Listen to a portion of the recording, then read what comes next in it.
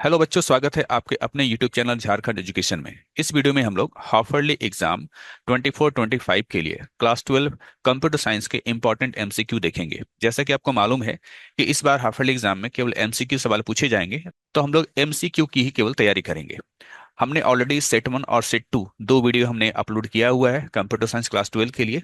जिन बच्चों ने वो वीडियो नहीं देखा है वे जा करके देख सकते हैं। और इस वीडियो में हम लोग सेट 3 देखेंगे। इसमें 25 टोटल एमसीक्यू होंगे। ये सारे एमसीक्यू आपके एग्जाम के लिए काफी इंपॉर्टेंट होंगे। क्वेश्चन नंबर 1 है आपका, assignment operator is. Assignment operator क्या है? ऑप्शंस यहाँ दिया हुआ है 1, 2, 3 और 4। आपको बताना है इसमें से असाइनमेंट ऑपरेटर कौन सा है। सही उत्तर होगा ऑप्शन नंबर 1। इसे हम लोग असाइनमेंट ऑपरेटर बोलते हैं। क्वेश्चन नंबर 2 है आपका, स्कोप रेजोल्यूशन ऑपरेटर इज। आपको बताना है इसमें से स्कोप रेजोल्यूशन ऑपरेटर कौन है। ऑप्शंस देख लीजिए, ये आपके ऑप्शंस है। इसका सही उत्तर होगा ये जो दो कोलोन है, इसे हम लोग स्कोप रेजोल्यूशन ऑपरेटर बोलते हैं। क्वेश्चन नंबर 3 है आपका, a set of logical operator is. आपको बताना है इसमें से लॉजिकल ऑपरेटर का सेट कौन सा है। ऑप्शंस आपके सामने है। इसका सही उत्तर होगा ऑप्शन नंबर 3, एंड और नॉट। ये जो है आपका लॉजिकल ऑपरेटर का सेट है। क्वेश्चन नंबर 4 है, a set of arithmetic operator is. आपको बताना है कि अर्थमेटिक ऑपरेटर्स के सेट कौन से हैं इनमें से। ऑप्शंस यहाँ पर दिया हुआ है, ये आप ऑप्शंस देख पा रहे हैं। अर्थमेटिक का मतलब होता है जोड़ घटाव गुणा भाग, तो इसका जो सही उत्तर होगा वो होगा ऑप्शन नंबर 1। ये जो है अर्थमेटिक ऑपरेटर का सेट है। क्वेश्चन नंबर 5 है आपका, a set of relational operator is. Relational operator के सेट कौन से हैं। ऑप्शंस आपके सामने है, ये सारे ऑप्शंस हैं।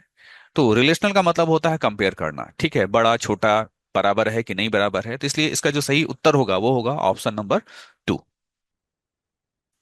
क्वेश्चन नंबर 6 है आपका, अ सेट ऑफ कंडीशनल और टर्नरी ऑपरेटर इज और आर। आपको बताना है इनमें से कौन कंडीशनल या जिसे हम लोग टर्नरी ऑपरेटर कहते हैं वो है। ऑप्शंस यहाँ पर दिया हुआ है, ये आपके ऑप्शंस है।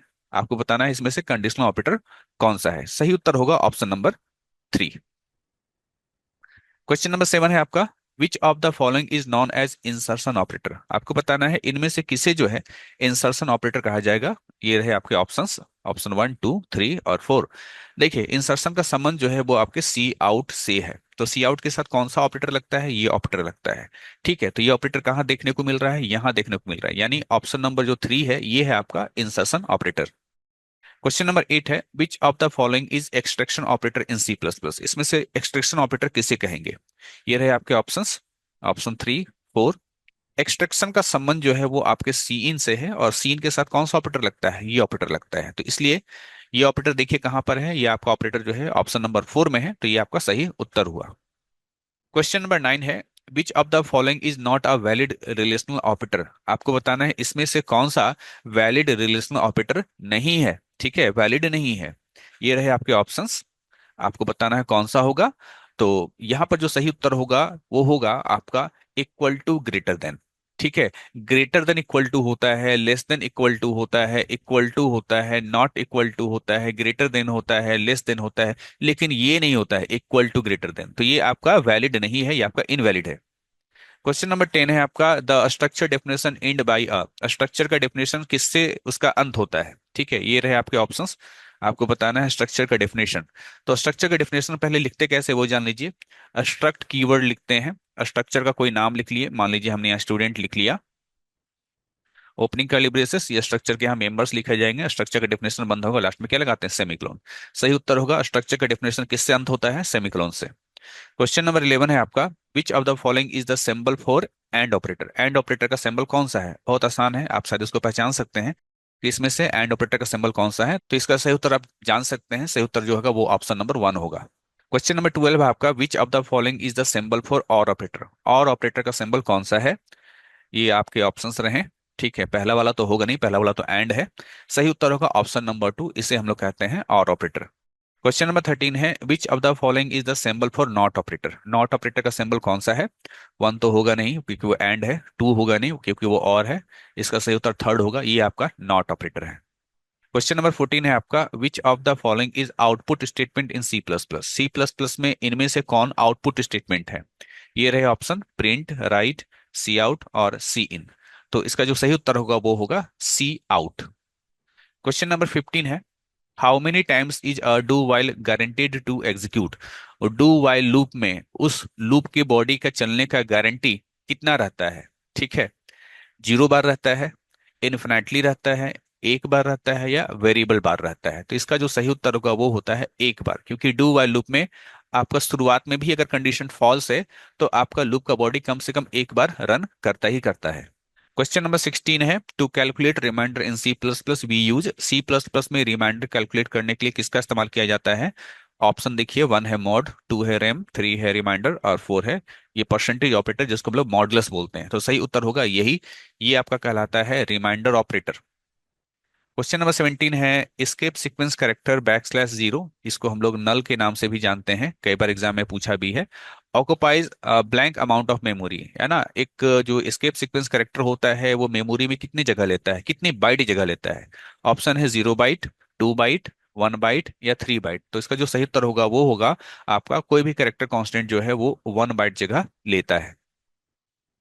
क्वेश्चन नंबर 18 है, to increase the value of C by one which of the following statement is wrong. यहाँ पर आपसे सिंपली यह कह रहा है कि सी नाम का मान लीजिए कोई वेरिएबल है ना, वेरिएबल है या फिर वैल्यू है, उसमें एक बढ़ाना है, तो एक बढ़ाने के लिए हम कुछ स्टेटमेंट लिखेंगे। तो यहाँ पर दिए गए स्टेटमेंट्स में से आपको बताना है कि कौन सा गलत है। ठीक है, इसका मतलब है तीन सही है और एक गलत है, आपको गलत वाले के बारे में बताना है। पहला है सी प्लस प्लस, दूसरा है आपका सी इक्वल टू सी प्लस 1, तीसरा है सी+1 इक्वल टू ग्रेटर देन सी, और आपका चौथा है सी+=1। तो इसका जो रॉन्ग ऑप्शन होगा ये होगा ये, इस तरीके से हम लोग नहीं लिख सकते हैं, जबकि सी में एक बढ़ाना है तो ऐसा भी लिखा जा सकता है, ऐसा भी लिखा जा सकता है और ऐसा भी लिखा जा सकता है। तो रॉन्ग कौन सा था? तो रॉन्ग आपका जो है आपका थर्ड नंबर है, ये वाला। क्वेश्चन नंबर 19 है आपका, what will be the output of the following conditional condition statement a equal to 15 greater than equal to 15 question mark 15:16? तो यहाँ पर देखिए इसका सॉल्यूशन कैसे करेंगे, ऑप्शन में बाद में बताऊंगा। यहाँ पर लिखा हुआ a is equal to 15 greater than is equal to 15, ये एक कंडीशन हो गया। ठीक, मैं ब्रैकेट यहाँ पर जानबूझ के दे रहा हूँ, फिर क्वेश्चन मार्क लिख करके लिखा हुआ 15, फिर कोलोन लिख करके लिखा हुआ 16। ठीक, यहाँ होता है क्या है कि पहले इसका फैसला किया जाता है कि ये ट्रू है कि फॉल्स है। तो 15 is greater than equal to 15, yes. 15 15 से बड़ा या बराबर है? हाँ बराबर है, तो ये क्या हो गया? ट्रू हो गया। ट्रू होने की स्थिति में क्या होता है कि ये जो क्वेश्चन मार्क होता है ना, ये क्वेश्चन मार्क के बाद जो वैल्यू होता है वो जो है ना वो 15, वो ए इक्वल टू क्या हो जाएगा? वो ए इक्वल टू 15 हो जाएगा। वही अगर कंडीशन फॉल्स होता तो ए इक्वल टू है ना, ये जो ए लिखा हुआ है ए इक्वल टू क्या हो जाता? 16 होता था। क्योंकि यहाँ पर कंडीशन हम लोग का क्या है? कंडीशन हम लोग का ट्रू है, इसलिए क्वेश्चन मार्क के बाद वाला जो वैल्यू है दैट इज 15, वो हो जाएगा ए, है ना, ए का वैल्यू वो हो जाएगा। तो ऑप्शंस देख लीजिए, 16 है, 15 है, 31 है और नॉन ऑफ दीज है। सही उत्तर होगा 15 होगा। क्वेश्चन नंबर 20 है, which of the following is input statement in C plus plus? C plus plus में इनमें से किसे इनपुट स्टेटमेंट कहा जाएगा? ऑप्शंस देखिए, सी इन है, इनपुट है, गेट है और नॉन ऑफ दीज है। सही उत्तर होगा सी इन को। क्वेश्चन नंबर 21 है, हायरार्की डिसाइड्स विच ऑपरेटर? देखिए हायरार्की वर्ड बोले या हम लोग प्रेसिडेंस बोले या अगर हम लोग जो है प्रियोरिटी बोले, तीनों वर्ड एक ही होता है। तो किसी ऑपरेटर का हायरार्की क्या डिसाइड करता है? Is most important, is used first, is fastest या ऑपरेट्स ऑन लार्जेस्ट नंबर? इसका सही उत्तर होगा इज यूज्ड फर्स्ट। कौन सा ऑपरेटर सबसे पहले इस्तेमाल किया जाएगा ये हायरार्की तय करता है। क्वेश्चन नंबर 22 है, dynamic binding enables the function to be linked at? Dynamic binding में फंक्शन के बारे में कहा जा रहा है कि लिंकिंग कब होता है? ठीक है, रन टाइम में होता है, कंपाइल टाइम में होता है, लोड टाइम में होता है या लिंक टाइम में होता है? ठीक है, इसमें कंफ्यूज नहीं कीजिएगा, इसका जो सही उत्तर होगा वो होगा आपका रन टाइम। वहीं अगर यहाँ पर स्टैटिक लिखा होता है, डायनेमिक की जगह पर अगर यहाँ पर स्टैटिक लिखा होता तो वैसे स्थिति में आंसर हो जाता आपका कंपाइल टाइम। लेकिन जब कहा जा रहा है कि डायनेमिक बाइंडिंग, तो डायनेमिक बाइंडिंग में जो है लिंकिंग कब होता है? रन टाइम में होता है। क्वेश्चन नंबर 23 है आपका, blank is a way of combining data with function into an object? किसी ऑब्जेक्ट में डेटा और फंक्शन का आपस में कंबाइन होना क्या कहलाता है? ऑब्जेक्ट कहलाता है, इनकैप्सुलेशन कहलाता है, इनहेरिटेंस कहलाता है या कंस्ट्रक्टर कहलाता है? सही उत्तर होगा इनकैप्सुलेशन कहलाता है। क्वेश्चन नंबर 24 है आपका, which is not a loop structure? आपको बताना है इसमें से कौन सा लूप स्ट्रक्चर नहीं है, फोर, डू वाइल या रिपीट अंटिल? तो इसका सही उत्तर होगा रिपीट अंटिल नाम का कोई भी लूप स्ट्रक्चर नहीं होता है। क्वेश्चन नंबर 25 है आपका, base class is? Base class इसमें से किसे कहेंगे? ऑप्शन 1 है नॉर्मल क्लास, ऑप्शन 2 है डिराइव्ड क्लास, ऑप्शन 3 है चाइल्ड क्लास, ऑप्शन 4 है ऑल ऑफ दिस।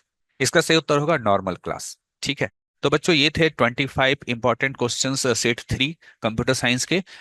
इतने सारे जो क्वेश्चंस हैं आप इसका अच्छे से प्रैक्टिस कर लीजिए, इन्हीं में से क्वेश्चंस आपका आएगा।